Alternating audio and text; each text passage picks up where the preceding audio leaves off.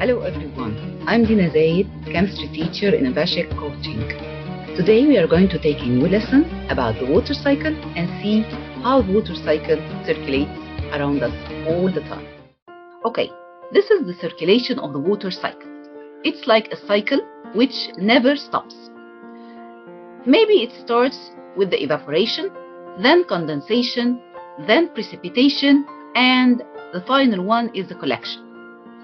Let's see how the water cycle starts and ends. As we know that the water on Earth is constantly moving. The water moves between rivers, lakes, oceans, the atmosphere, and the land. And it is recycled over and over again in a continuous system called the water cycle. This system by which water circulates around the Earth, it involves various changes of state in this process. So, what is the driving force behind the water cycle?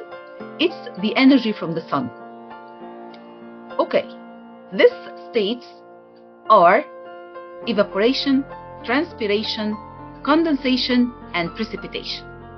Let's see what the meaning of every one.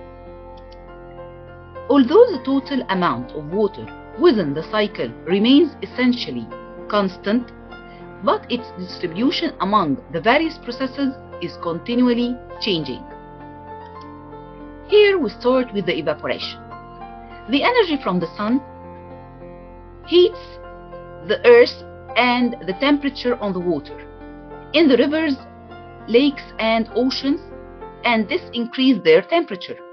So some of the water here forms water vapor, which moves through the atmosphere, and this is called evaporation. Water also evaporates from the plants into the atmosphere as transpiration.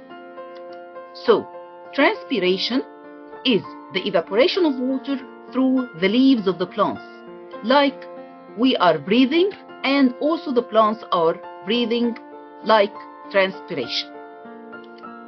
The second step is the condensation. As the water vapors goes up into the atmosphere, it cools and changes back into little droplets, and these droplets form the clouds. This process is called condensation.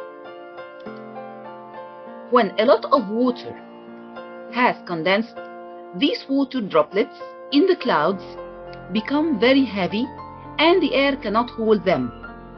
So these droplets fall back to the earth as rain, and if these droplets becomes cool more, so they form snow, hail, or sleet.